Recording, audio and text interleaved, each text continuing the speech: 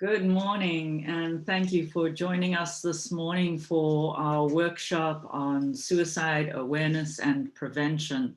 I am Reverend Nanette Pitt, pastor at First Congregational Church in downtown Akron in Ohio in the United States of America. And I'm so pleased that we were able to offer this free and online workshop that could reach around the world and have people join us. So if you're in a different time zone, we're grateful for your staying awake, and good evening or good afternoon to you, and certainly grateful to be able to welcome our workshop leaders this morning. Reverend Antigone Pearson and Reverend Andrew Courtney are joining us. Now, both are ordained in the United Church of Christ and have served parishes.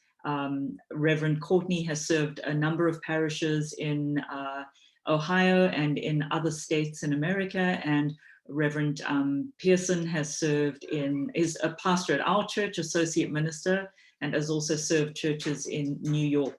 So we're grateful to have them both with us. Now, Reverend Antigone Pearson also serves as an Army Reserve chaplain, and Reverend Courtney serves as an Army National Guard chaplain. And in that capacity, both of them serve people who are both in the military and also in the parish. So a lot of reach there and a lot of understanding of the complexity of all that faces us each and every day. So we're grateful for their gifting and for their skills that they're bringing us. They'll be presenting on two different models of suicide awareness and prevention. And we want to encourage you this morning, please, to find the chat function or the Q&A function. So if you touch your screen or move your screen around, that would be wonderful. You should be able to find the chat or the Q&A function to ask questions. If you have them, you can direct them to either of the panelists or to all of the panelists. And then I'm going to say, here is the chat, so that you can see that pop up and hopefully find the chat if you click on that, or if you have a touch screen, if you touch the screen, see the three little buttons. We want to make sure that you're able to interact in this workshop. We're hopeful that you will ask questions, that you will offer perspective, and get engaged in the workshop. So without further ado, I'm going to hand over to the workshop leaders. Thank you again for attending, and thank you so much, Andrew and Antigone, for all that you'll be offering this morning. Thank you so much, Reverend Nanette. Hello and welcome all of you. We are so thankful and appreciative that you took the time to join us and to learn a little bit more about how to be a prevention leader when it comes to suicide. We know that this topic, this reality is harsh and it's troubling, and that's part of the reason why we wanted to offer this. When we think back on 2020, and so many of the stressors that were added to the lives of so many people, I think we can safely assume that the people considered suicide. And while we do not have all the statistics yet, I believe that those numbers have likely spiked just because of the trends that we've seen in our society around the world and of course in this nation. And so again, we just thank you so much for trusting us to be a part of this discussion, and hope that you can take some tools back to your communities and people in your life that you know may be at risk for suicide. With that in mind, I would encourage you to grab a piece of paper, a pen, a pencil to take some notes, but know that these slides, this PowerPoint, can be made available to you in an email format, PDF format as well. So feel free to take notes, but also know that we will be happy to forward along this presentation so that you can share it with others, and again, use it in your own life with the people that you love that may be at risk for suicide. Just as a way to invite you into this space, you should know that we're going to use certain terms for describing this reality of suicide. So we'll identify people like us that are in this space that may not be wrestling with thoughts of suicide right now as caregivers, and then people that do wrestle with suicide as persons at risk. We will also use the word suicided rather than committed suicide. It's just the language, I think, helps to make that reality a little bit clearer for people. And it's something Andrew and I use in the military, and hope that it can provide a little bit more clarity around this reality. So we're going to identify the purpose and goals of this workshop now. And when we bring up the slide, I want you to consider what brought you to this workshop. As someone who may have had conversations with people who have shown signs of ideation, or as someone who just wants to be ready if you find yourself in a situation with someone who might be considering suicide. What brought you to this workshop, and what are you hoping to take away? We have a purpose, we have goals, but we understand that you might have a different set of goals, our purpose for being here. So I just want you to consider what those things are, jot it down if it's helpful for you. And then hopefully by the end of this workshop, you'll have a little bit more clarity about those two things. So here we have our purpose. We really just want to develop some knowledge and skills, all of us, right? Andrew and I, we're not subject matter experts. There's still so much that we have to learn and are eager to learn around this, but it's all about developing the knowledge and the skills to assist persons at risk. And then we do have a few goals here. Really, we just want people to feel a little bit more comfortable and confident, because again, we know that this is a really troubling, harsh reality. And it's not comfortable for anyone, but when it comes to being a caregiver, there are certain things that we have to be comfortable with naming. We have to be comfortable with entering into so that we can help persons at risk. And then our last goal is to, even if just in this small group of participants, to help destigmatize this reality, this subject of suicide in our communities. So those are a few goals that we have in mind, but again, encourage you to consider your own. What brought you to this workshop, and what are you hoping to take away? Next, we have a poll. There are going to be 10 questions, and we encourage you to answer them as honestly as you can. It'll be from 1 to 5, 1 being I disagree, 5 being I strongly agree. I'm going to pull up this poll and just encourage you to take a little bit of time to read through the questions and then to answer them as honestly for you in this moment as you can. We'll come back to this poll and the responses at the end of the workshop, and hope that your attitudes may have shifted a little bit, but again, encourage you to answer them as candidly as you can.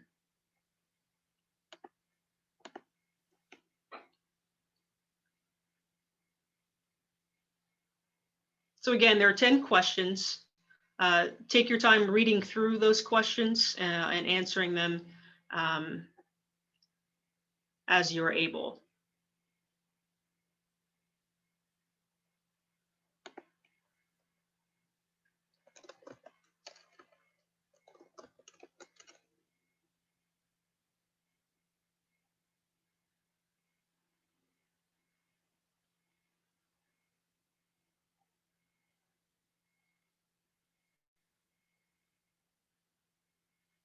If you have any questions or run into any issues, please feel free to just send us a chat and we'll do our best to rectify that.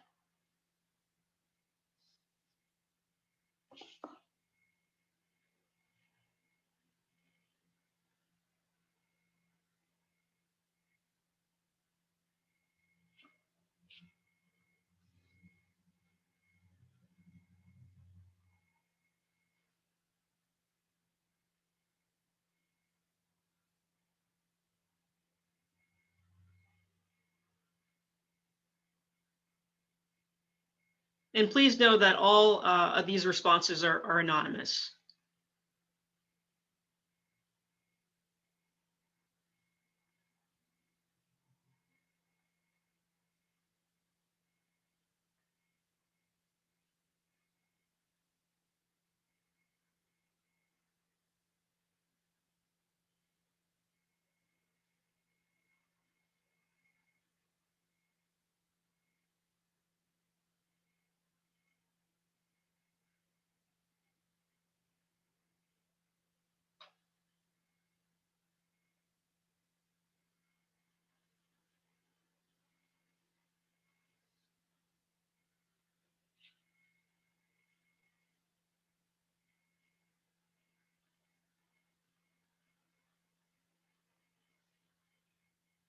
And we've just got a couple of more who are finishing up the poll.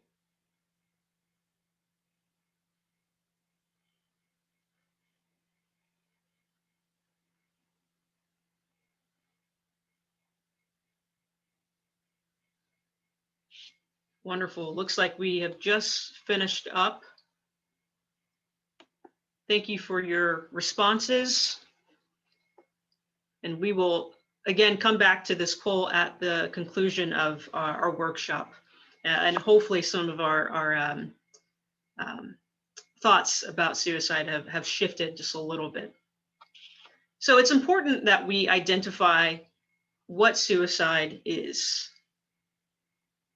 It's deliberately ending one's own life. And there are a number of reasons why a person believes that this is the only option for them. But we have to be very, candid about what it is. It's deliberately, intentionally, often methodically choosing to end one's life. And so if we're trying to find ways to prevent suicide, we need to first understand, what the steps are, what are some of the pillars. And we have here prevention, intervention, and postvention. And I've tried to give very clear definitions for each of them, but I want us to really think a little bit more in depth about what it means to be in that prevention pillar or intervention or postvention. So if we're talking about prevention, reducing things that contribute to suicide, often known as contributaries, what are some of those things? Loss of income, broken relationships, a stressful work environment, sometimes addictions, isolation, any sort of mental illness or health challenges. Those can be things that contribute to suicide. And often those are things that we notice in people, and the thing that we should identify early in order to assist them with of course, not choosing to take their own life. Intervention. These are finding ways to increase the safety of a person who is considering suicide. So this could be, identifying a person that the person at risk trusts, so a caregiver, taking away things that the person might use to suicide, so any weapons, sometimes even alcohol. It could be even cleaning products, anything that might tempt them when it comes to committing suicide or suiciding, excuse me. And then if necessary, placing them under suicide watch. It could be in a hospital, it could be in a center, it can be in someone's home, but those are ways that we can intervene. And postvention, help for people who injure themselves and those affected. So support groups, counselors, behavioral health specialists. It could be another family member that they trust. But our main goal as caregivers is suicide first aid. Now I've highlighted this or bolded this and underlined it because it's keeping this person safer now. We may not be able to be with that person long term. May not have face-to-face contact, but what are some things that we can do to keep them safe for now? And that'll keep coming back up, keeping the person safe for now, which is another way to describe suicide first aid. I do have a question, and I hope that you'll indulge me and use the chat function here. Why do people suicide? What are some things, some contributaries that might cause a person to think that this is their only option?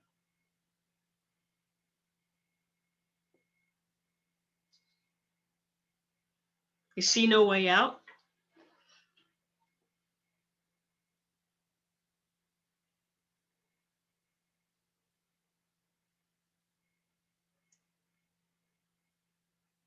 Depression, absolutely. That's a huge contributory. That's right. Physical illness for which there's no cure, absolutely. Hopelessness. And again, they see it as the only option. And we do come back to that often, right? This is their only option. And it's Financial issues, absolutely. It's a tough reality that when people get to that point, relationship issues, that's right.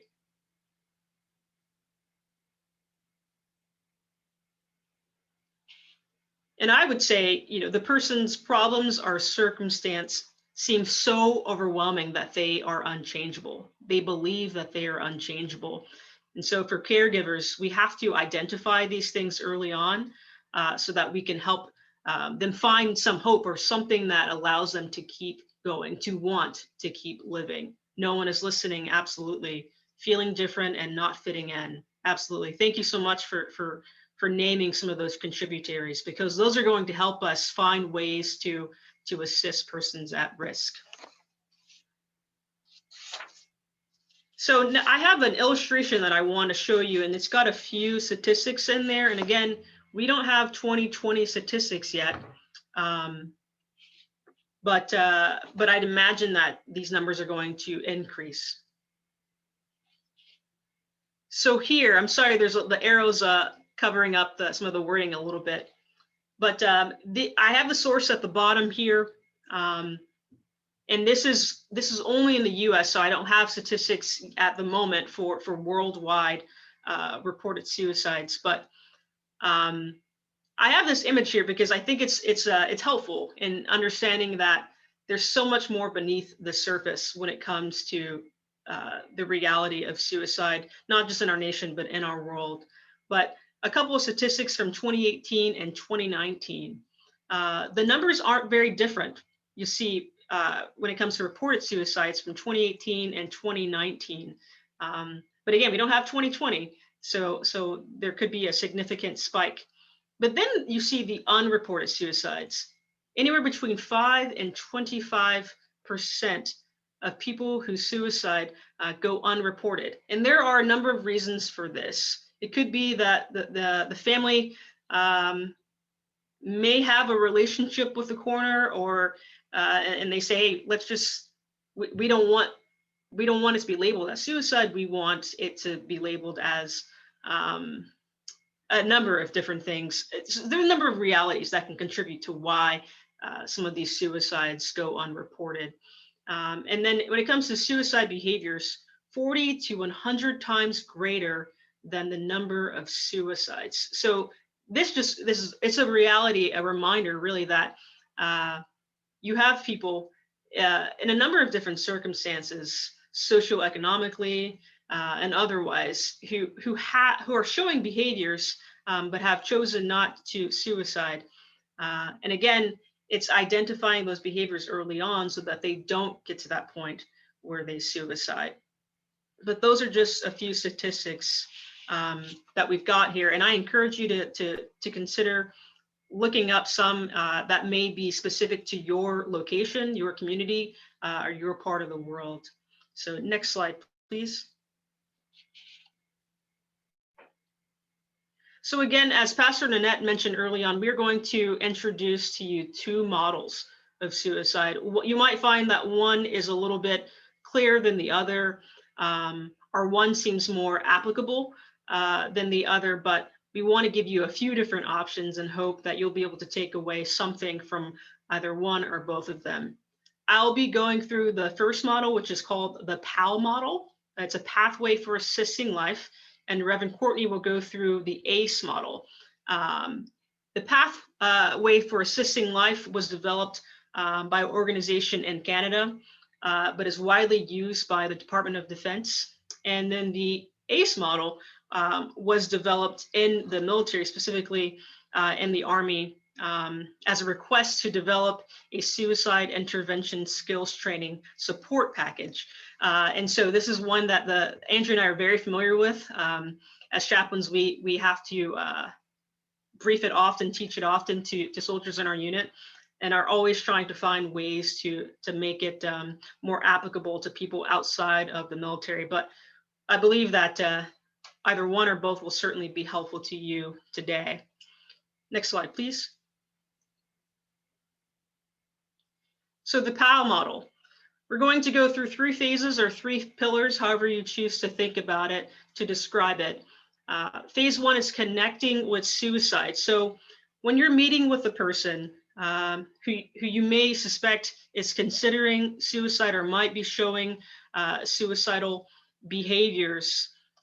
This connecting with suicide is an opportunity for you to engage with them so that you get to the point where they name it, what it is that they're wrestling with. If it's suicide, that they name that, and then are able to help them develop a plan for keeping them safe. So it's a way to get to suicide first aid.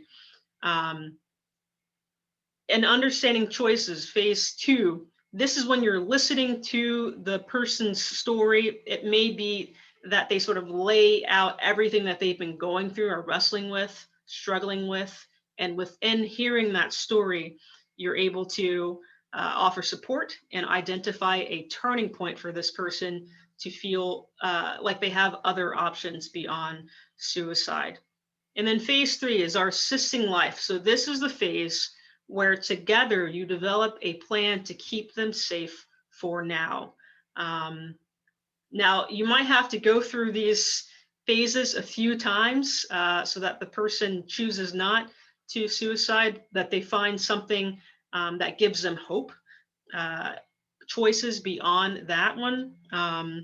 But it's helpful to know how to get to that point, right? You can't just develop a safety plan without helping the person understand that they have choices, and you cannot help the person understand their choices if you're not listening to their story. So we'll take some time to discuss each of these phases. And again, as you have questions, please feel free to put those into the chat so that we might discuss them together. Next slide, please.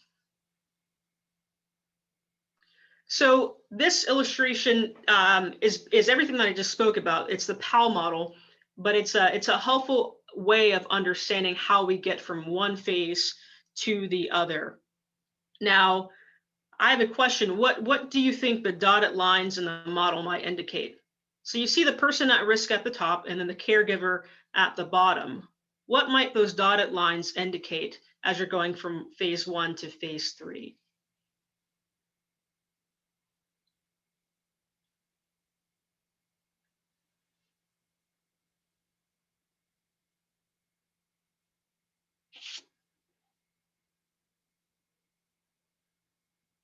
Yes, it's yeah, back and forth. So exactly. So that's exactly what it is. It's a reminder that you might have to go back to where you began.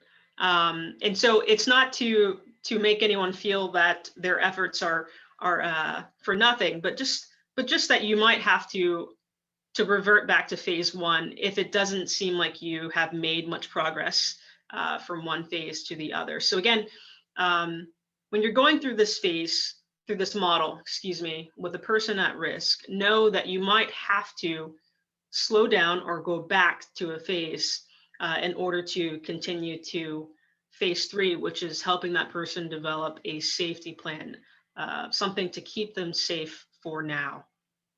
Next slide, please. Okay, so phase 1, again, this is our connecting with suicide. Here, you're trying to explore any invitation from the individual that connects them with suicide. This is the phase where you name exactly what it is, where you name suicide. So I have a question here. What are some invitations that you might have experienced or seen or presume a person might show who is considering suicide?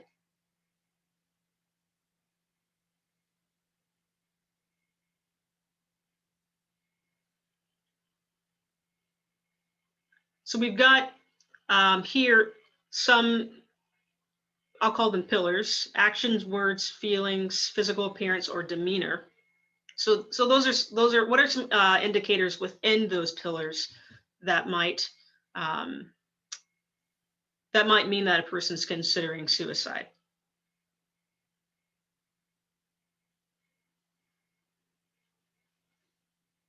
Risky behavior, absolutely. And risky behavior could be, let's say you have a person who seems to be less inclined to do extreme sports or to do an extreme hobby. Talking of harming, so they could be very deliberate in their words. Absolutely. Thank you for that. Talk of harming themselves.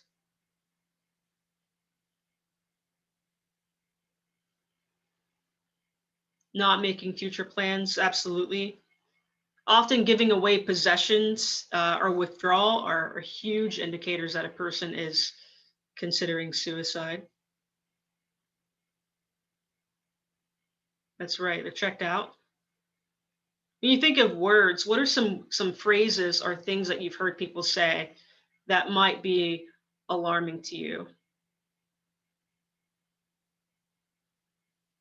I've often heard the "no one cares about me." No one's going to know if I'm not here. Or I just want the pain to go away.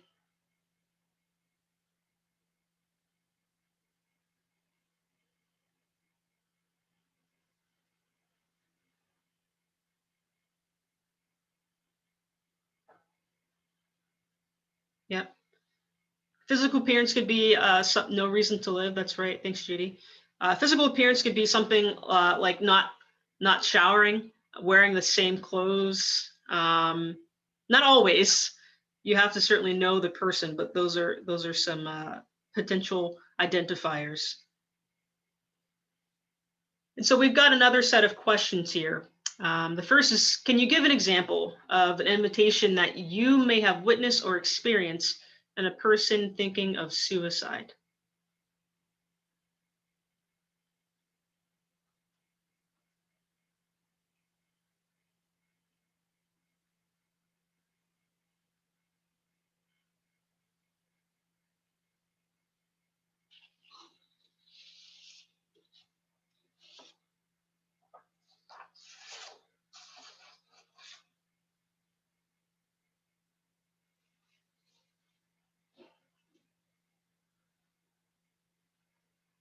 And we may have already gone over these invitations, so it's okay if we're repeating things. No motive? Absolutely.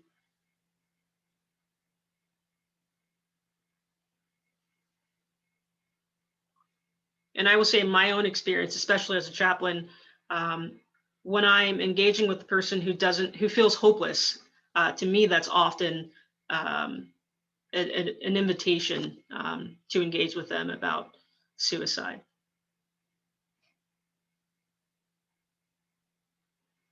But how about question number 2? What are some other ways that a caregiver can explore invitations with the person thinking of suicide? So remember, it could be an action, it could be something in their physical demeanor or appearance. It could be feelings that they have expressed or words that they have said.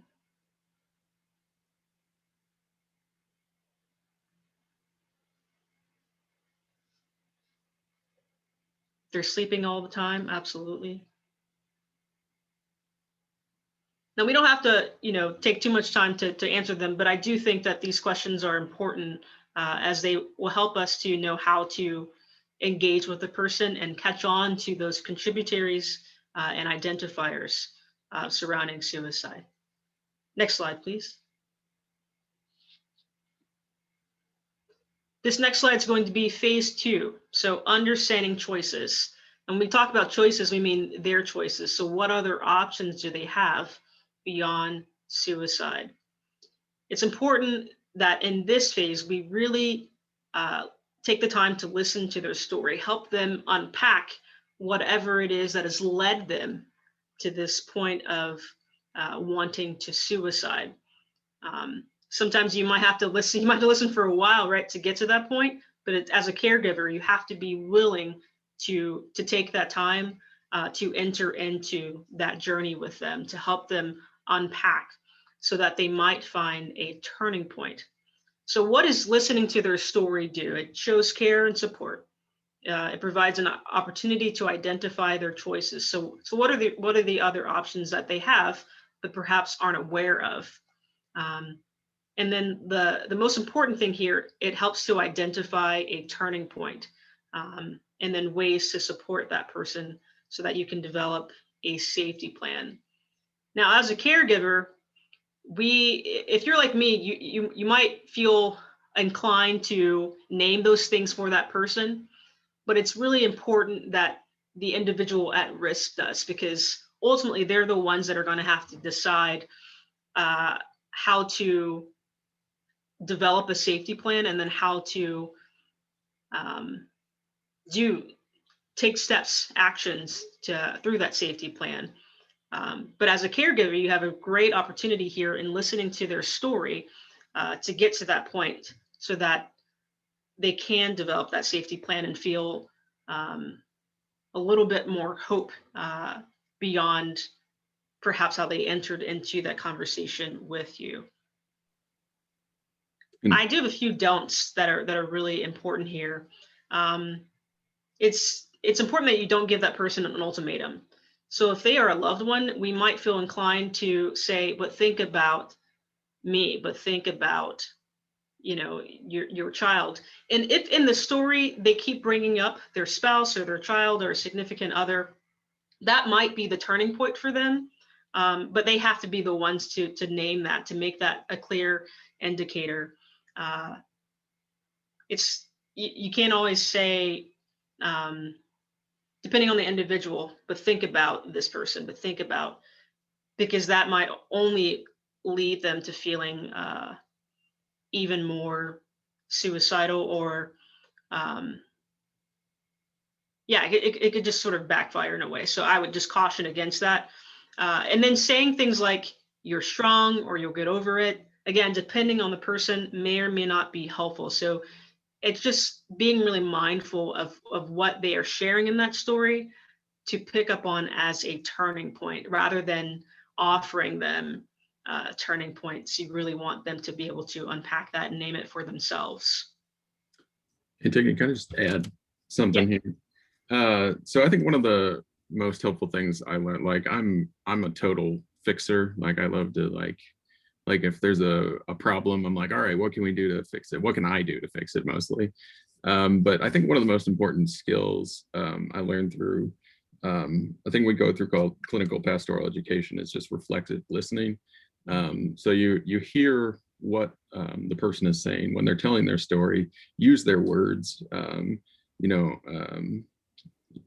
I heard you say you don't have much hope left. Can you tell me a little bit more about that? Really kind of getting them to say more about their situation and using their own words. So not, I have to hold myself back all the time to like try to not fix their situation. But I think that reflexive listening is really a way to pull out and connect with their story, to understand what they're going through and hear those points a little more. So that's kind of a good tool in the tool belt, is to use their own words, like use the words that they're saying. It proves you're listening, and it makes that connection with them to hear their story as well. Thank you. Yeah, that's a great point. And it's okay to ask them to repeat perhaps what they're saying, because within that, again, you're going to be able to help them identify a turning point. And that turning point could be a child, it could be a loved one, but it could also be something else. So as Reverend Courtney just mentioned, reflective listening is really going to be really helpful in helping them understand what their choices are. And even saying things like, help me understand what you mean when you say, is an indicator of you being a supportive person in that situation and in that conversation. But again, helping that person to identify what their choices are and to come up with a turning point so that you can develop a safety plan. And yes, Judy, you make a great point. Allowing periods of silence when you're listening. It is difficult, but probably one of the most helpful things that you can do when it comes to something as serious and as uncomfortable as suicide. So thank you for that. Next slide, please.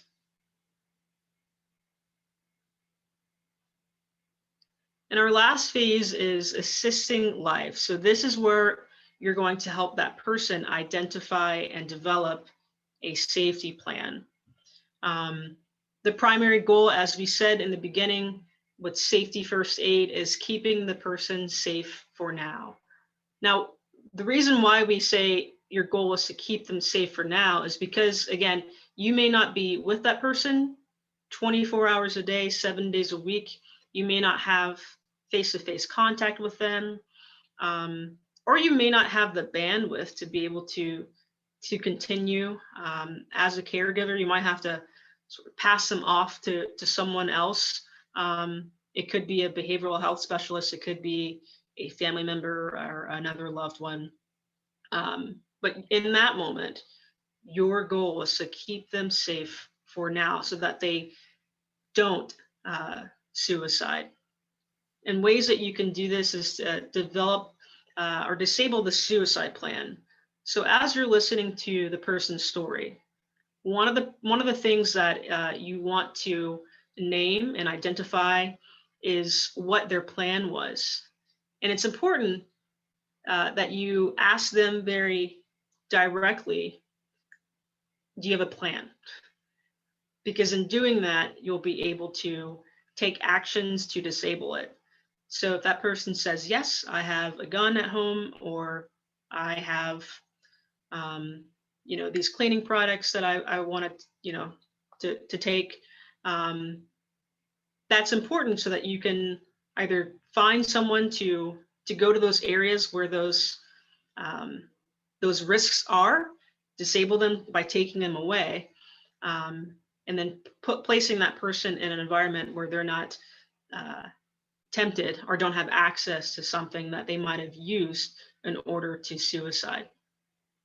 And you want to identify any actions or steps to keep that person safer now with the person. So once you've disabled the suicide plan or identified it and know, okay, after this conversation, we're going to go back to your home, we're going to take the gun, what comes next? You have to be able to name those things, because again, it takes away the temptation, but it also disables that plan in order for you to keep them safe for now. It's also important that you, with the permission of the person at risk, identify any person that they might trust that can help with this. I think it's depending on how comfortable you may feel. Know what your limits are early on so that you don't feel like you've got to take on all the responsibility with helping to develop a safety plan and then taking action steps through that safety plan. So again, just being able to assist and identify anyone else that might be able to help disable that suicide plan. And then post-vention actions are going to be what happens the next day. So you might go through all these steps. You've named that the person is thinking about suicide. You've identified what their suicide plan is. You've developed a safety plan, which is, this is what we're going to do after this conversation to keep you safe for now. What happens the next day? Who stays with that person the next day? Are they going to be put back in the situation that's going to tempt them again, or not?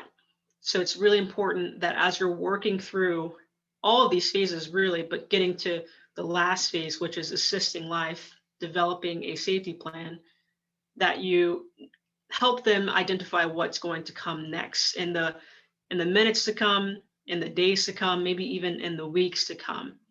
But ultimately, your goal is to keep them safe for now. It's suicide first aid.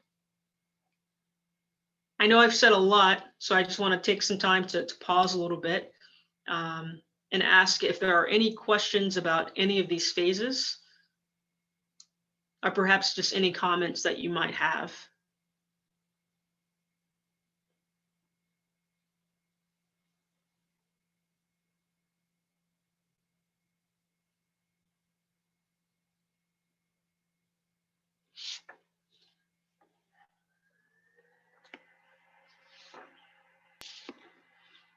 But what do you think, Reverend Courtney? Do you think there's anything that we should clarify? Yeah, I was just thinking how these two models kind of overlap. So we'll be learning, about the ACE model next, but I think that asking part is really, really important. It's kind of like the icebreaker. If there's, you can kind of tell when there's, an elephant in the room. The model we'll be going over after the break. We'll talk about the first thing to do is to ask, and it's not to ask in like a negative way. You don't want to put somebody down and say, you're not thinking about suicide, are you? Like, because that already puts that in their mind that you disapprove of their thoughts. But really being able to connect with suicide is the PAL model, and asking that question right up front, I think, is the icebreaker. And it can be scary, but we have to muster the courage just to think and get that direct answer up front to say, are you thinking about suicide, or are you thinking about killing yourself? Being real direct in that initial ask. That's right. And Reverend Courtney, why do you think it's important to ask those questions as opposed to, are you thinking about hurting yourself, or are you thinking about harming yourself? What's the difference between those two? So the difference that I can see is, if you're thinking about hurting or harming yourself, people could see suicide as the answer. It's not necessarily hurting or harming. There's ways to dance around hurting and harming, but if you're direct with suicide or killing yourself, it's real hard to dance around that answer. Yes. And asking that so directly really allows you an opportunity to unpack what it is, or how it is that they got to that place. Mm-hmm. And again, that might take some time. So you can't rush through these phases, and you might have to circle back a few times. But the moment that you do ask directly, are you thinking about killing yourself? Are you thinking about suicide? That's when you can get to that turning point. And then from the turning point to developing a safety plan and disabling the plan for suicide. Mm-hmm. Yes. Yeah. So I have a question here. Why should the person at risk be a part of developing the safety plan? Because we know that no one is exempt from suicide. And these days, people are becoming much younger who sort of come to a place where that they believe that this is their only option. So the way I'm speaking to someone my age in their 30s is going to be different from the way that I might speak to a child, right? So it's, you have to be really aware of that. But how would you help, let's say, a teenager develop a safety plan compared to someone who might be in their 50s or 60s?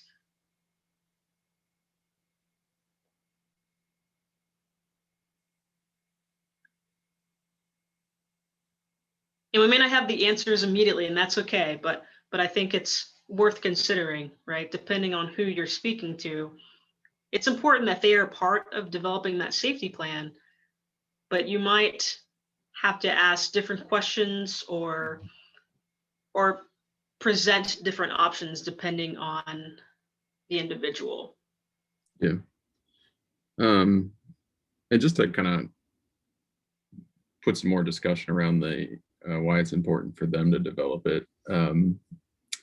I think that gives them ownership. It gives them agency. It kind of enables them to see that they can be a part of making their own ways out of this. Like we can get through this together, and you can, like, really, when it comes down to it, we can do most of the work. Going back to clinical pastoral education, reflective listening, it's about getting us kind of out of it and letting the person come to an understanding that they can help. They know the answers are within them. Mm-hmm. Some of our questions just tend to pull that out of them and help them realize that, oh yeah, like this is how it works, and I have power to do this. Mm-hmm. Yeah.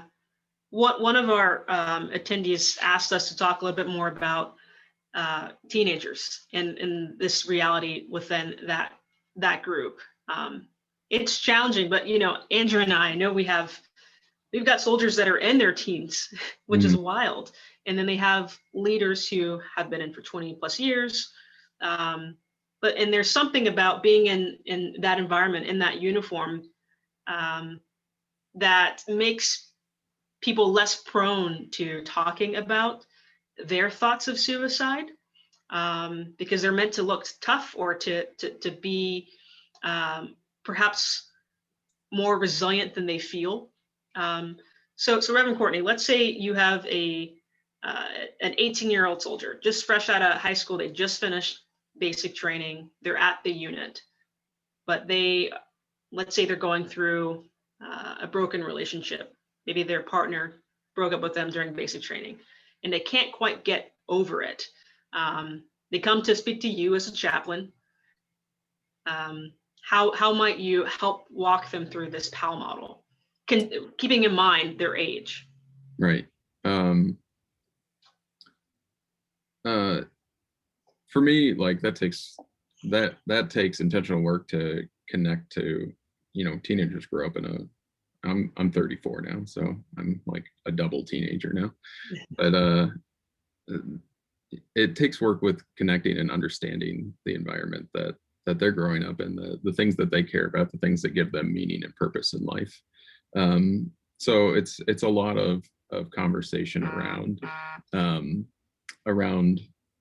what are the important things in their life, what gets them out of bed, what motivates them, what in the Christian faith, what gives them the fullness of life.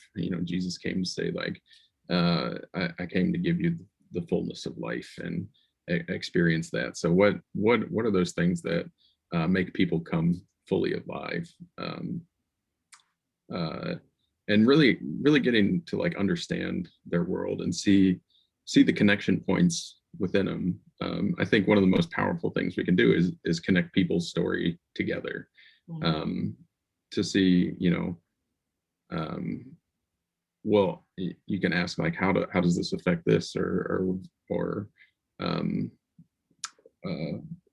what's your, pets can be a huge thing in teenagers' lives. So get them to think about their pets and people that they care about, and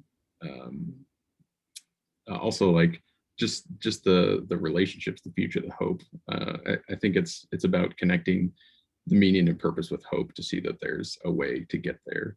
And so I don't know, I'm just kind of rambling. I think you touched on a few important things: connecting meaning with hope. So what is the hope factor? And I think that no matter what a person's age is, helping them to find a sense of hope is going to be really important, or really crucial, in finding a turning point, and then helping to develop a safety plan for that individual if they are thinking of suicide. And then asking those reflective questions, especially when it comes to teenagers who are going through a completely different set of life experiences and expectations and stressors. It will be questions like, help me understand why you feel that way. Or just even saying, I want to understand, as opposed to making it seem like you do know what they're experiencing or feeling or going through. That's really powerful, I've found.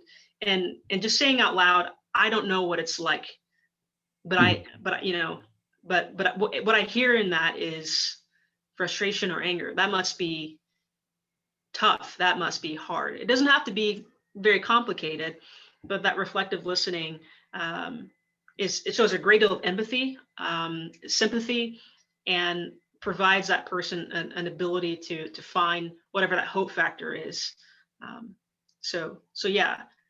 Thanks so much for asking that question too, about the teenagers, and for engaging with me about that. So we're going to go back to the slideshow here. We've got one more image and then a vignette. And then we'll take a 10-minute break before we go to our last model, which is going to be the ACE model. So we showed this image in the beginning, but it didn't have everything filled in. It just had person at risk and caregiver. And so when you're thinking about the phases, connecting, understanding, choices, and then assisting life, these are going to be some of the, I guess, points that you want to try to get at in each phase. So connecting with suicide, this is going to be the phase or the part of the story where you ask very candidly, very directly, are you thinking about suicide or are you thinking about killing yourself? And then you're going to be looking for invitations to do that. So if they are withdrawn, if they are angry, if they are depressed, explore that with them so that you can ask that question, which will lead you to helping them understand what their choices are. So it's important that you are listening, consider reflective listening. So asking questions like, help me understand, and then reviewing. Yes, reviewing is going to be some of that reflective listening back. So what I hear you saying is, and then from there, you're going to get to the phase 3, which is going to be the assisting life. So developing a safety plan. And again, it's important that you do this with the person. And then identify very clearly what that safety plan is. If you have to write it down, that's fine. But saying it out loud, step 1 to step, however many steps you get to, is really important. And that you provide them with some sort of timeline and then some sort of follow-up. So what happens the next day after you've disabled the suicide plan, you develop a plan to keep them safe for now? What happens the next day, the next hour, the next minute? Commitment could be who's going to be a part of this post-vention, this follow-up. Either it's you or another person that they trust to be a part of that whole journey.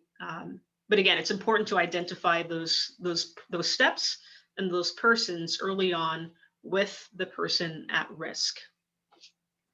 So we'll have, we'll give a few minutes just to our vignette, and then again, we'll go to a 10-minute break and we'll go through the ACE model. So next slide, please. Can we stay on that one for a second? Oh, sure, yeah. We had a question earlier about, and we went over this a little bit, but I just wanted to make sure we kind of fleshed it out. It said, how do you know someone might be considering suicide? What are the check-in questions you can see how someone is doing that doesn't say fine? And I think to go over that, like Antigone mentioned some of the, like, if you just see that a person isn't themselves, hey, you're looking pretty down today. Is everything all right? And if they say, you know, they don't give you the fine, it's just tell me more about that. Or let's go talk. Let's grab a coffee and talk somewhere, or call them up on the phone, because you know we're not in person a lot anymore. Can't grab coffees because of COVID, but making that time to set aside to make sure it's, you know, just you and them talking, and so just ask them what's going on, and really, you know, start to get into that listening phase and the reflective listening. Listen to what they're saying, explore different topics of what they're telling you, to say, like, whoa, you said something about you don't see any hope anymore. What's going on there? Like, they don't have to be, you know, really direct, like, question. They can be very open questions to say, tell me more about this, or what do you mean by this? Just clarifying questions like that. So just getting the person to talk a little bit more and explain their feelings, and you trying to get to understand them. So that's, I think, if that helps with that question. And the other thing I wanted to talk about with the teenagers, and finding meaning and purpose, I just wanted to clarify something on that. When you find what's meaningful to them, or purpose, like what gives them purpose in life, try not to be dismissive. Like with teenagers, I know that like their problems can seem super minute to us, or like we can be like, that's no big deal, like you're going to get over that, but like this is their world right now. So it's important to take them serious, to not be dismissive about, you know, what little problem, like breaking up with a boyfriend or something, like that's their entire world right there. So it's important to take it serious and not just be dismissive with that as well. So sorry, those were the 2 points I wanted No, to. those are great. Those are great, especially the second point, right? To ensure that you are being very sensitive to whatever it is that they're experiencing, so that again they can find whatever that point of hope is. Purpose and hope was how the way that you described it, which I think is very spot on. So great point. Thanks so much for that. So I encourage you to use the chat function here, so that we can sort of find ways to go through that PAL model to have a little bit of practice with it. So I'll just read the vignette, and then I've got a few questions here, but if there's something that you are thinking of, feel free to put that in the chat and we'll engage together. So Marilyn is a 35-year-old government contractor. Last year, her spouse left her for another person. She is now a single mother of 2 young children. Marilyn has a history of depression, but has recently seemed quite cheerful to her coworkers. She recently shared with one of her coworkers that she increased her life insurance limits and believes this increase will help to provide for her children in the future. This past week, she went around to each coworker in her department with goodbye notes and gifts. What warning signs can you identify in Marilyn? So what are the contributaries that you might see here? The goodbye, absolutely. It's a very clear indicator. A change in affect, depression to cheerful, absolutely. The goodbye notes, yes. And absolutely the insurance policy. So often when a person is taking what seems to be such drastic measures, or is exhibiting such different emotions or feelings, is often an indicator that something that they're thinking of suicide. Not always, but I think it's pretty common. So if you are her coworker, how would you begin to use the PAL model?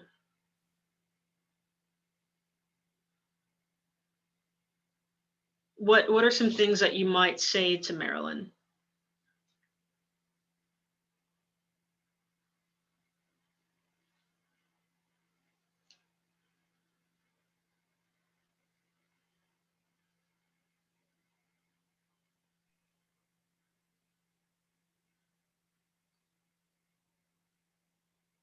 Let's say you receive that note. Oh yeah, one person just mentioned that they would privately, I think that's very important, that you've noticed a change in her and ask her about the note, absolutely. And then ask very directly. Absolutely, maybe taking them to a safe space, so inviting them for coffee, and that might be the place where you engage with them.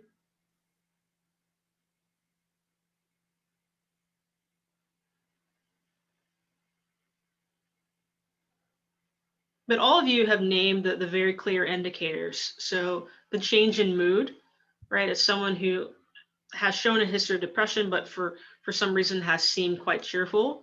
I mean, it would seem great that this person feels more joyful, more cheerful, but it doesn't necessarily mean that everything's okay. So picking up on that is very important. The increase in life insurance that she believes would help provide for her children in the future. Well, is she a part of that future? And then those goodbye notes are a very clear indicator that she's likely thinking of suicide. So all of you have said, asking directly, are you thinking about suicide, is very important. And within that, you would first want to give her space to unpack her story, what she's been experiencing that brought her to that place where she's thinking about it. And then once you've asked the question, of course, you would help to identify a turning point. So what is it that gives purpose and meaning, hope, or could provide purpose, meaning, and hope for her? And then from the turning point, you would help her develop a safety plan. And again, the goal for that safety plan is to stay safe for now. It's suicide first aid. So Yeah, I think this is a really interesting, like, oh, she feels happy. That's good. Like, you know, happy's like our default. Like we think everyone should be happy all the time. But if the emotion doesn't match up with the situation, like, you know, she's going through a really hard time, and it might be that she, you know, she just is having a good day. But I think the sudden mood change there is important to notice. So um, if you like, you can take all these things that people mentioned and just say, hey, Marilyn, I noticed, you know, insert what you noticed, and to say, is everything all right? Like, do you want to talk? Just opening the invitation there is a great way to start. and let's say, Andrew, that Marilyn gave you some pushback and said, no, I don't want to talk. What might you recommend a person do in that situation? Because that could happen too, right? Where you're noticing some drastic change in behaviors, some things that are making you believe that this person might be considering suicide. You approach them respectfully, privately, but then they push back. What Yeah. do we do? If they push back right away, I think if you're very concerned about this person, if they're, you know, exhibiting signs that they might be considering suicide, I think it's important to ask right there. Just move to the next step and ask. You know, I just want to, like, I hear you don't want to talk to me right now, and that's fine. That's your choice. I just want to know, are you considering suicide? Like, well, I'm concerned about you, and I'm here to help if you want. And in that instance, asking that question directly, it might seem a little bit shocking, and it probably will feel that way for you and the person at risk, but it certainly does offer an opportunity for you then to find something to keep them safe for now. Mm-hmm. Absolutely. So we'll go through, we'll have a 10-minute break now, and then we'll go through the ACE model. And again, encourage any questions or comments that you might have during the break, so that we might pick back up.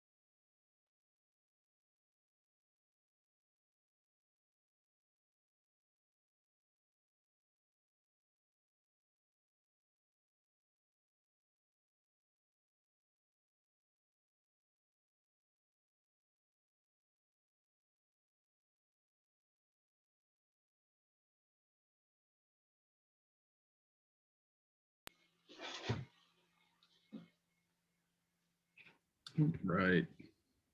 Welcome back, everybody.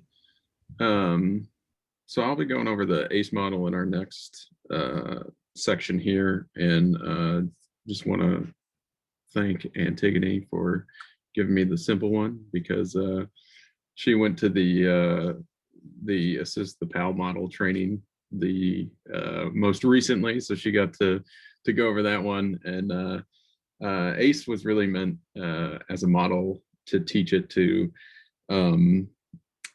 every soldier in the Army. The Army developed it to teach to every soldier, every DA civilian too. So they wanted to hit everyone with it, so they kept it simple and made the ACE acronym so you could remember it easily. So can we pull up the slides for those, please? There we go. So ACE stands for Ask, Care, and Escort. And ask is the thing up front. You want to be deliberate. Don't put that negative connotation around it, like you're not thinking about suicide, are you? Like we want to be direct and say, are you thinking about suicide, or are you thinking about killing yourself, to be direct, to kind of just break that ice and get the question out of the way. It's it can be awkward. The more you do it, the more you participate, or the more you use this model, asking really becomes a form of care. It becomes the form of showing that you want to make sure this person is safe, and you want to be a caregiver, help them out. So most of the time when I use the ACE model, I just say, hey, are you thinking about suicide? And I'm my context is usually I'm talking to soldiers. The soldier usually replies with no.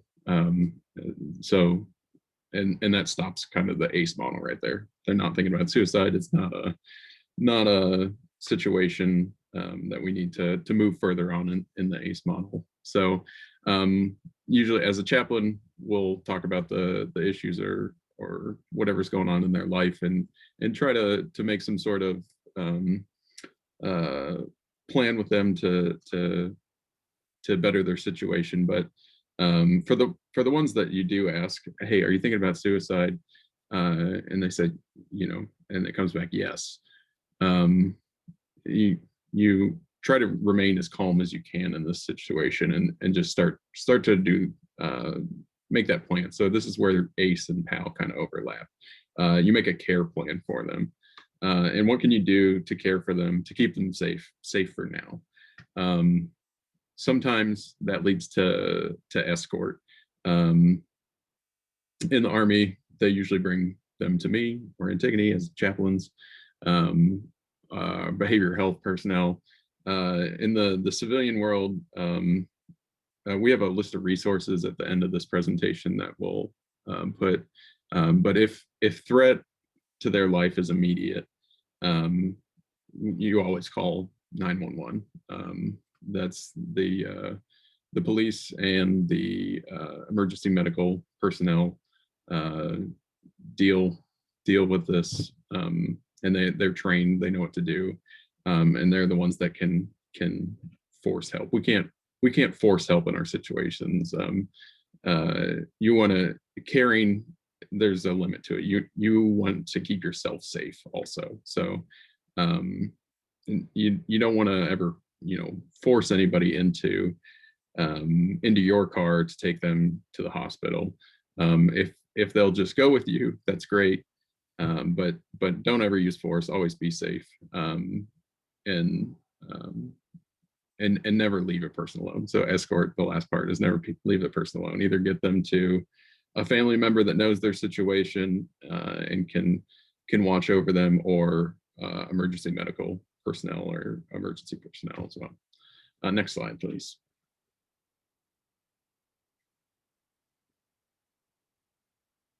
So you can actually download these cards. These are what the Army carries around. The VA has them too for veterans, and they've been adapted for just civilians, for people as well. So we hand these cards out all the time. I have a stack of them in my office that whenever somebody says, "What's ACE?" We go over the training real quickly. It's, again, it was designed to, so the purpose of ACE was to help everyone, and especially junior leaders. Like, we wanted to reach everyone in the military to become more aware of the steps they can take to prevent suicide, and then also be confident in their ability to do so. So ACE really encourages people to be direct, to be honest, to anyone who exhibits suicidal behavior, people at risk. So if the person intervened should ask whether that person, the person exhibiting risky behavior, is considering suicide or considering killing himself, care for that person, and then escort the person to a source of professional help. So those are the three bullet points that this model goes over, and it really has that. It seeks to show that the community, we have a responsibility to our community, to the members of our society, for the well-being of others, and it really wants to increase the awareness that a lot of people have thought of suicide, and there's a lot of negative connotations around just thinking of suicide. So what can we do to be caregivers? What can we do to help? And by having either this card in your wallet, remembering ACE, Ask, Care, Escort, or just kind of enabling people to show that they can be the caregivers, they can help, they can do 3 simple things to help anybody who's considering suicide. Next, we have a vignette or a movie that we're gonna watch. It's the Army also put together a program called Shoulder to Shoulder, and it's about standing next to your, this says, this language on the slide on the card here is buddy, and we call our fellow soldiers, or we specifically have battle buddies in the Army. So that's the person you care for, you're kind of linked up with, you look after. And Shoulder to Shoulder is about standing next to your battle buddies and letting them know that you have their back and you're there to help. So on the next slide, we'll watch about a 15-minute video of people that have gone through thinking about suicide.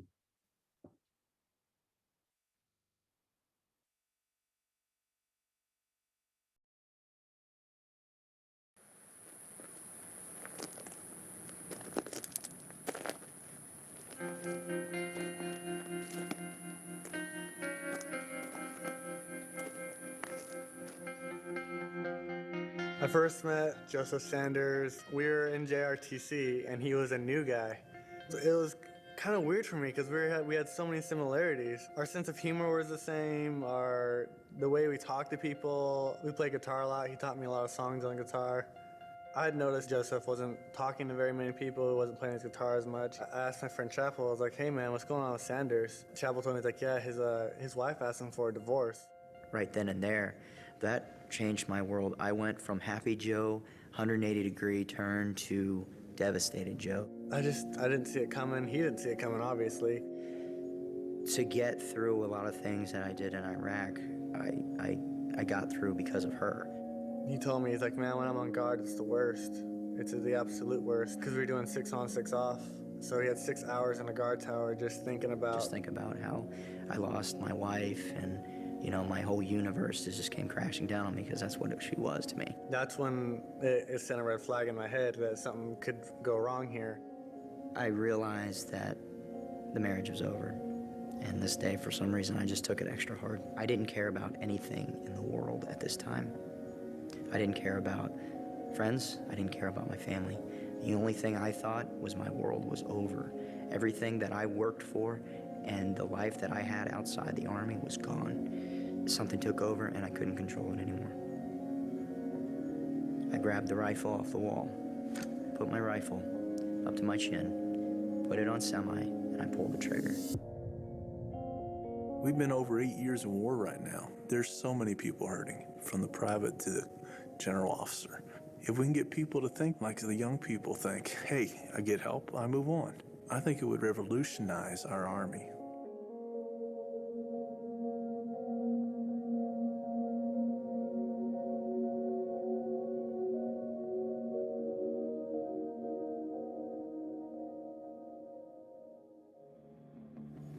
When nothing happened, I immediately went into soldier mode, and I broke down my rifle really fast to find out why it did not fire. I pulled it apart and found that my firing pin was not in there. Godding walks in the door after all this happened, and I look at him and I said, Godding, where is my firing pin? He said, Sanders, How'd you find out? And he's like, I tried to kill myself. so I was like, I had like a standstill right there. I didn't know, He was a little overwhelmed too because because I didn't, oh my God, it was so weird to hear that. he says, yes, I took your firing pin. I took it last night. He says, you were worrying me. He said I was showing so many signs and I didn't realize I was even giving any off. I was just communicating with a buddy, you know, just my problems.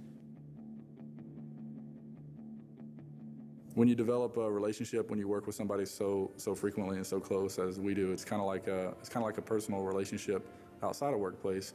You can tell by a person's mannerisms, the way they're eating, the way they're, slouching, or just maybe their tone when they're talking to you, that something's on their mind. Especially when they're performing great before, and all of a sudden something changes. That should be your first clue. Oh, okay, something's going on. Your immediate peer, the man to the left and the right that you talk to every day, that you may even go and hang out at his house or hang out in his barracks room after work. Those are the guys that really need to watch. Those are the guys that are going to make a difference. Every soldier depends on the other soldier to do their part. And these soldiers, they're not broken. Sometimes they just need a little bit of help. I think if more people took the time to actually just sit and get to know not just the person who's sitting in the corner of the room in the uniform, and actually get to know who they are on the outside world, that there would be more communication on every front.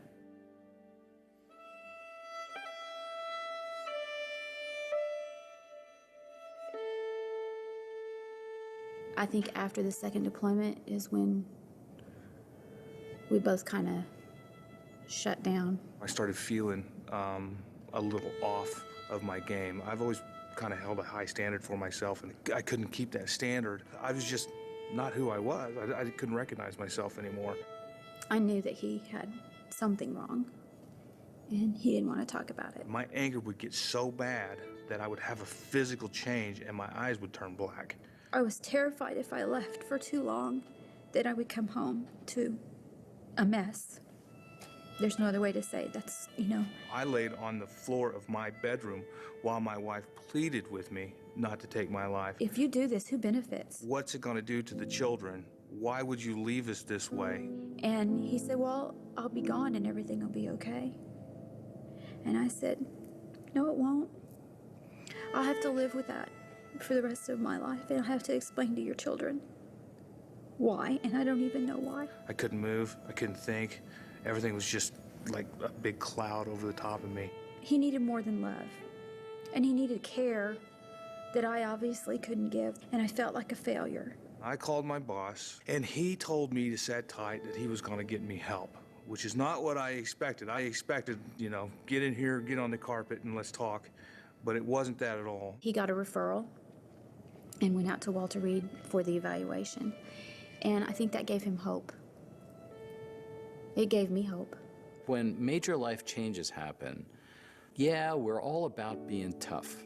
On the other hand, we bleed. And it's okay for a soldier to bleed emotionally. Sometimes people don't realize, where can I go? Their issues are so personal, they don't want anybody to know. The person that has the greatest confidentiality, that's a place to start, is the chaplain. You go talk to your chaplain. He's not about telling you, what your, where your face should be. He's about just being somebody to talk to. That was huge for me. My mentality is I'm a teacher, not a preacher. And I come across as a regular soldier. If you want to engage me religiously, I'm going to engage you religiously. But I think most problems can be solved without engaging what I call an immediate prayer or immediate religious thought. We just have to accept that we are human. Everyone has problems. It's not abnormal. You're not crazy if you have these thoughts or these feelings. But you have to reach out to somebody. And the great thing about being in the military is that someone will hear you.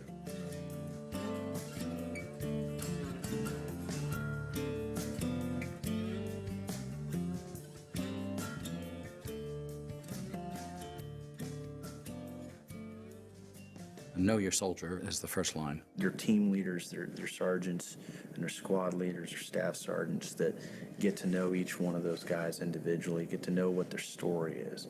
In the National Guard world, commanders don't really get that much face time with their soldiers because you only get 1 week in a month to get everything straight for that month, for the next month. 1 week in a month, 2 weekends a summer is a good motto, but it's not the Army Reserve anymore. That was the old Army Reserve. The Army Reserve, and especially the Army Reserve leadership, is 24/7. Those are your soldiers 24/7. And I always told my guys, I said, give me a call. I don't care what time of day or night. You got my cell phone number. Call me here. I'll come see you. I don't care if you live 5 hours from here. I'll still come see you. Because I feel it's my job to make sure that they're taken care of. Their families are taken care of. We have to take care of all their needs, not just physical, not just financial. Leaders who ignore the emotional and the spiritual side of their soldiers are, I think, destined to failure. It doesn't matter if I've never worked with you. As long as you wear this uniform, I consider you a brother, a sister. I will be right there with you in the heat of battle. And I'll protect your life just like you'll protect mine. When I was a lieutenant, I met another female. She had also been enlisted, new lieutenant, and we got to be the best of friends. We ended up going to different installations. We still stayed in touch, and we still stayed pretty close. One night, I just woke up and I just knew I needed to contact her.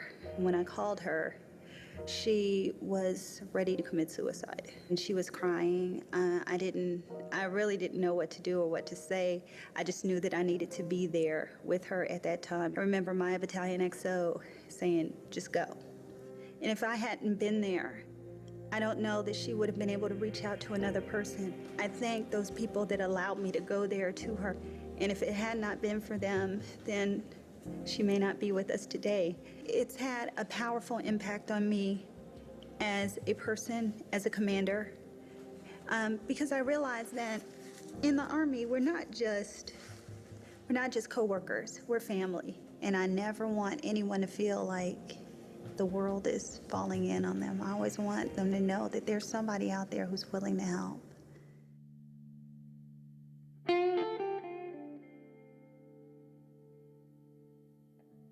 Soldiers, they go through basic training.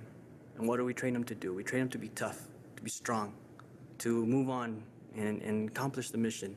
I mean, it's embedded in our Army values. I will always place the mission first. I will never accept defeat. I will never quit. And I will never leave a fallen comrade. It doesn't apply just to our own peers, but it applies to ourselves too. We are our own comrade. Because at the end of the day, you're there with yourself. When I came back from Iraq, I was angry. When I went to Afghanistan, and this is about 2 years after I went to Iraq, I had all these things that I was taking with me to Afghanistan. I hit my breaking point, sitting in my room in Afghanistan having a fight with my wife. And she basically told me that she was ready to leave me. I needed to make a change, a significant change, if not for anybody else, but for myself. And that's when I took action, but it still took a lot of time. I got some help from the combat stress counselors. Really 3 months of just hard study, really just digging into myself. Whenever I found myself getting into trouble with ideations of suicide, I would get out of the area, just stop whatever it was I was doing and go find somebody to talk to. I guess what kept me from doing it was, if I could just wait one more day, then maybe I could do something else to gradually improve where I'm at and,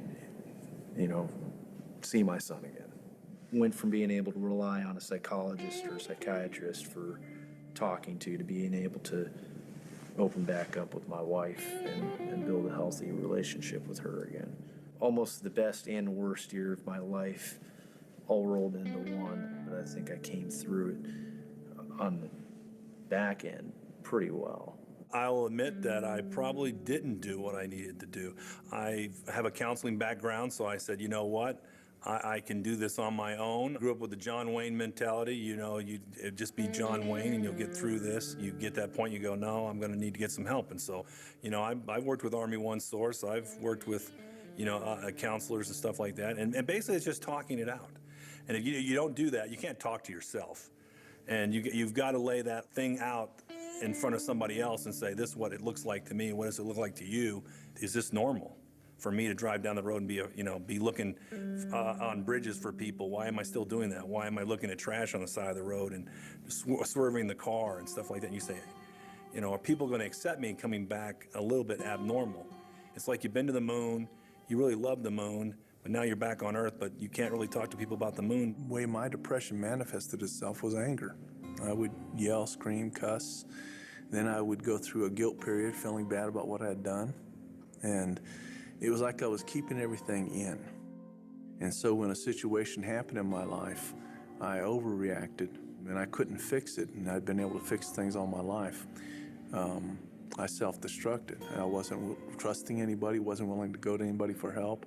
I was the professional, the only family life chaplain, the only family counselor in the community. You know, I'm embarrassed that I'm a minister in attempted suicide, but I'm not embarrassed that I healed. I believe the first step towards healing is saying I needed help. I felt it one time like, man, I really did save his life. But even now, I don't feel like I saved his life. I think he saved his own life. He had plenty of opportunities to do it again, but he saved his own life after that by just talking to mental health and getting the help he needed. The medic came and sat me down and talked to me, and he's like, we need to get you some help, man. And I said, absolutely. I said, I need to do this because I don't know if I'm gonna do this again. I went this far. As soon as I started talking, I immediately started to feel better. I wanted to conquer this thing. I didn't want to be sad all the time. So when I got that help, I did everything that they told me to do, and I got better. It's surreal, you know? It didn't seem like these things happened to me. People don't have checklists. Everyone is different. And I believe that he acted appropriately. I mean, he took charge of the situation. He manned up and he did what he had to do. I'm not that guy that intervenes. I'm not that guy that does stuff like this. But for some reason, I was. For some reason, I did. And I didn't believe it myself, but I'm glad I did it. It's great to hear success stories about soldiers who got help and were able to maintain control of their lives. These stories remind us that even the toughest soldier sometimes needs a tune-up. And that's okay, we all need it from time to time. As junior leaders, you are responsible for taking care of all your soldiers and their families, and for making sure that they take advantage of all the resources available to them today. With your help, we can be an even greater and stronger Army. Every soldier depends on the other soldier to do their part. But you have to reach out to somebody, and the great thing about being in the military is that someone will hear you. Get out of the area and go find somebody to talk to. You go talk to your chaplain. I called my boss, and he told me to sit tight, that he was going to get me help. And I'll protect your life just like you'll protect mine. But I am not embarrassed that I healed. As soon as I started talking, I immediately started to feel better. I'm glad I did it.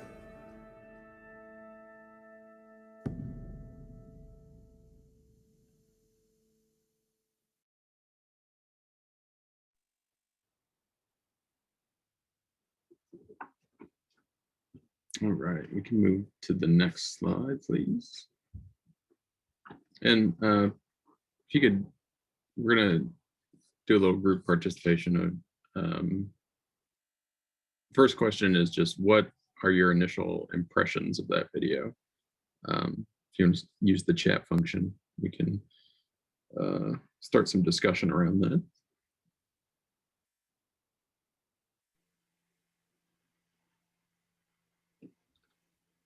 I think in that the first experience, the first story with the soldier that took the firing pin, you know, he didn't necessarily go through the steps, but he was able to notice the difference in his comrade, and then to, you know, to take some initiative and sometimes that's going to be the reality too, right? There are things that you can take from each step, whether it's from the PAL model or from the ACE model, that might allow you to skip certain steps in order to get to that turning point, to helping them stay safe for now. And it's, you know, it's an awareness, and sometimes it requires you to have a strong enough relationship with that individual to be able to take that initiative, again, to keep that person safe for now. So I thought that was a really great, just illustration reminder for us to not get so bogged down with the details of all of these steps, but to know that there's something that we can pull from each of them, to help keep a person safe for now. Yeah, and we had a question. It said, because of the numbers I read about in suicide in the military and veterans, I'm surprised there's such a strong support system available, at least for current military. I wonder how consistent it is, though.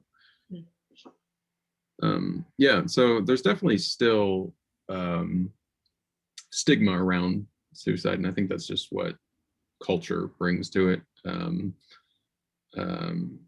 And the military, they say the military is just a reflection of society. So we have the same folks in the military that exist in our civilian culture as well. It's just, we all wear a uniform. There's a little different culture. But I still think we bring those beliefs about suicide, and either from our religious upbringing, or not all faiths see suicide as negative, but Catholicism, the biggest religion in our country, still has a negative, or at least the older generation still had a negative connotation with suicide. So that's kind of, that's what we bring, but we're actively working to show that everybody struggles with mental health issues. We want to destigmatize that as much as possible, and the resources are there, and the resources are there for civilians too. We'll list give you a list of resources here at the end to talk about, just so you can have, whether it's the National Suicide Hotline. Most communities, if you live around a larger city, have a behavioral health emergency department, where you can take people who are, either struggling with mental health or considering suicide, that they specialize in those kind of areas. Somebody will set up powerful video, definitely.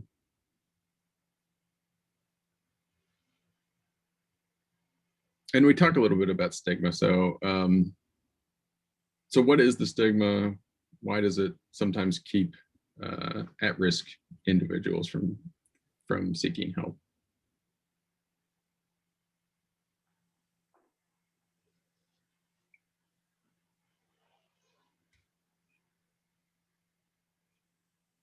I think what that chaplain said, he had a sort of a John Wayne mentality, right? Mm-hmm. This being tough. I think that is a part of the stigma, right? That if you are considering suicide, then you're weak, right? That you're somehow not strong enough to keep going. Yeah, definitely. And I think we all, at least in America, in the United States, somebody said asking for help is a sign of weakness. Another, if I'm a true believer, a faithful person, how can I feel so miserable? Something someone can ask, definitely. But in the United States, there's that pull ourselves up by our bootstraps, when really we look at it and we're much more connected. We're much more relational. Like, we try to be the individualist, but we're created for connection. Like, we're social beings. So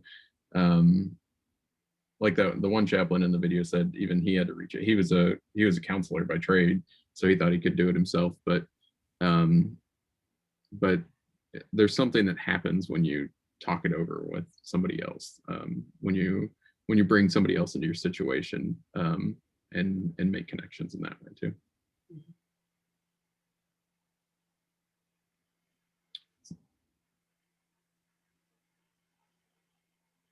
Yeah, it can happen to anyone, officers, managers, and even chaplains. And I think that's one of the stigmas too, is that there's that feeling of isolation, feeling of being alone, feeling that nobody understands. And you know, maybe we can't really understand your specific situation, but you know, somebody asked about the statistics on suicidal ideations, and the CDC released them from 2019 that said 12 million people in the United States had seriously considered suicide. So you know, 12 million is not a small number when it comes to, I think we're at 280 million or something in the United States. So that's a pretty decent percentage of the population. And the last one, what are some of the actions caregivers took in order to help those at risk of suicide?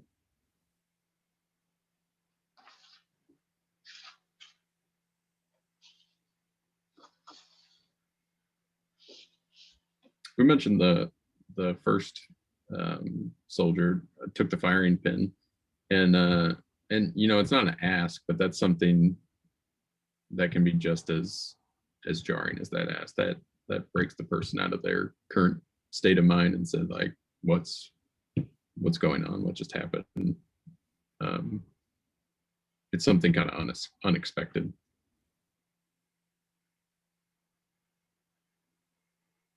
Yeah, they did something. They took action. They didn't dismiss what they were perceiving. Definitely.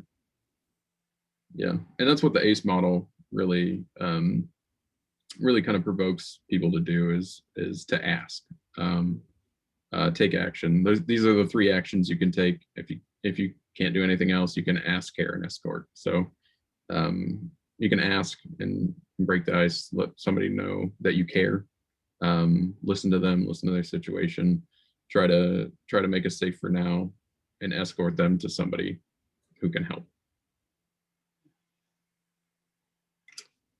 All right, can we go to the next slide, please? So we'll have one more vignette here. I'll just read through it really quickly. It says, Captain Garcia was a 25-year-old male, married Hispanic male, who was a dedicated career officer. He was deployed 2 times since the beginning of the war, in the war in Iraq. His unit is preparing for another deployment. Captain Garcia is highly regarded by his leadership. Recently, his spouse informed him if he deploys again, she will divorce him. His commander has noticed changes in his mood and behavior.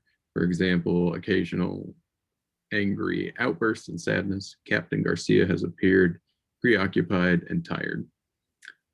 His commander has decided to take action and counsel Captain Garcia. So the discussion questions here are, do you think Captain Garcia's response is a correct one? How would you respond?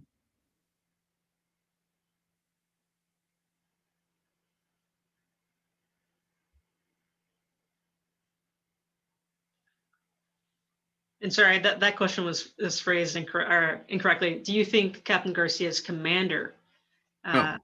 Yeah, sorry, that was my bad.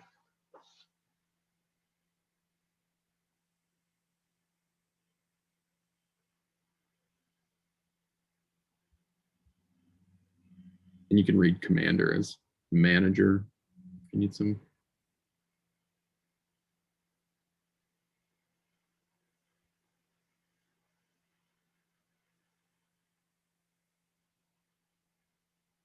You gotta know, of course, yeah. Yes, because of the anger. Definitely. The commander notices something is different, something's off, something's not quite right. It's not consistent with who Captain Garcia is, for sure.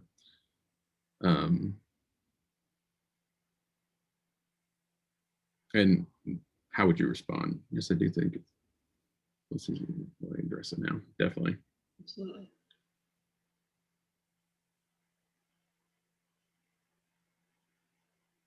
Yeah, and I think a good approach for the commander here would be to go through the ACE model, ask. And I noticed, yeah, you know, your mood is different. You're angry, sad. Are you thinking about suicide? You think about killing yourself, or just, you know, you can start with a check-in. If he's not fine, ask the question. Once you figure out some of the hardships that he's going through in his life. All right, next slide. So we asked some questions in the beginning of the workshop, 10 questions to identify some of our attitudes about suicide. And all of you answered anonymously. So we'll just take a little bit of time to review those. And then to see if any of our attitudes have changed about them. So I'm going to share the results. We can see from question 1, suicide is wrong. Most of you strongly disagreed. And if at any point when we're going through these, you feel like clarifying or maybe asking some questions or commenting, please feel free to do so in the chat. The second question was, people have a right to suicide. A lot of neutrals and disagrees, strongly disagree. And we understand that, you know, our responses to these questions might be influenced by our faith background, our religious background. And so yeah, that's just something to keep in mind when reading through these responses. There are limits to what I will do to prevent suicide. A lot of strongly agrees or disagree. When I was reading this question and considering what's my response, what limit might I have? If I am put in a position where I have to compromise my own integrity, or I'm being asked to do something I'm unable to do, that might be considered a limit. So there are a number of different factors to consider with that kind of question. Anyone can be at risk for suicide. I think most people seem to have been, you know, the same mindset when it comes to this. Just as we saw in that video, there are chaplains, right, who are the religious advisors, spiritual leaders, who weren't exempt from suicide. You had junior enlisted all the way through officers, and the same is true in our own communities. It doesn't matter who a person is or where that person might be in their life. Anyone can be at risk for suicide. Number 5, persons who suicide also have a reason for living. A lot of agrees here. Some neutral, one strongly disagree. I think that's a tough question to ask oneself. Do I have a reason for living? I think that there are a number of circumstances that might make a person disagree with this. Let's say, for instance, they have an illness that's not curable. Those could be circumstances where a person might disagree, which is completely understandable. Persons who suicide are responsible for their actions. The majority of people are quite neutral here. And I think perhaps one of the reasons is because it's such a challenging reality and topic. And we understand that a number of circumstances might bring a person to think that this is their only option. And I think this really just some neutrality shows a little bit of sensitivity to the reality that you're not in a person's situation. You're not experiencing what they're experiencing. And so you know that there can be a number of contributaries outside of their own emotions and feelings that might lead them to believe that this is their only option. So that's it's a really tricky one. Number 7, people serious about suicide cannot be helped. it seems like all of us are in the same agreement here with disagreeing. There are resources, there are people that are willing and able to help. Sometimes it's just a matter of knowing where and who.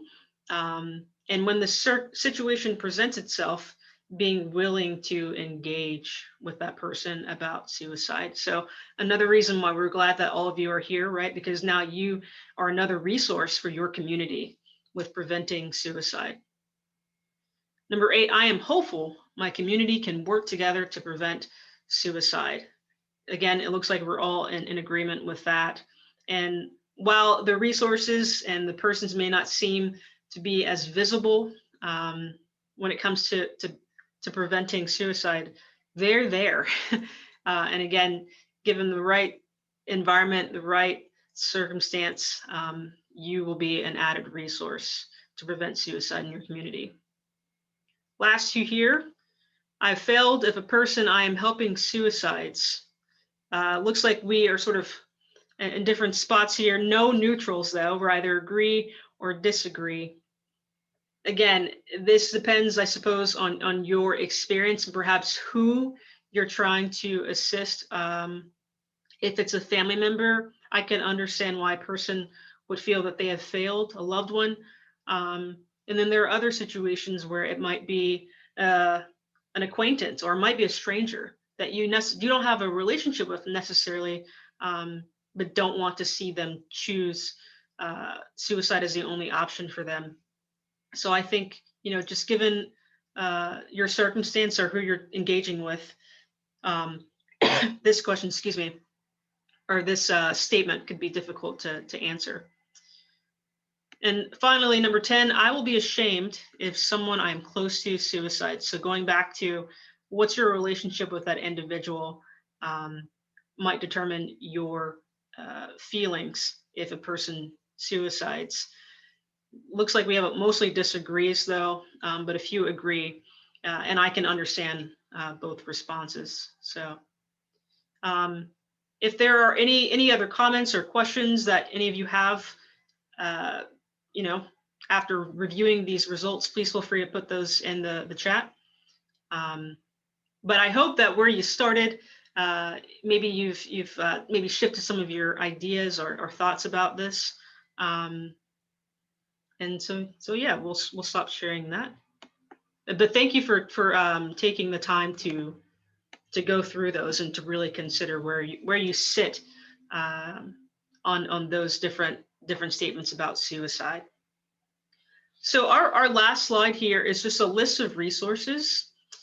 Some of them are specific to Ohio. So if you live out of state, I'd encourage you to just look up your state or your region or your country's suicide prevention and awareness resources. And then others are national. So I think most people are familiar with the suicide prevention hotline. Now these are not the end all be all, but they are certainly helpful depending on the person that you are engaging with or seeking to help. So again, you don't have to write all of these down. We're happy to share this this slide deck with all of you. But again, before we conclude here, if you do have any final questions or comments, feel free to put those in the chat. And again, we're so thankful that you took some time out of your day to join us for this really important discussion. Yes, and Andrew and I will share our email addresses as well if you'd like to continue to engage or have any questions after we've ended this workshop. So I'm going to add my email now.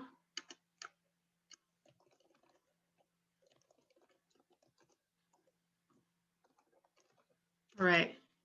So both of our contacts are in the chat here.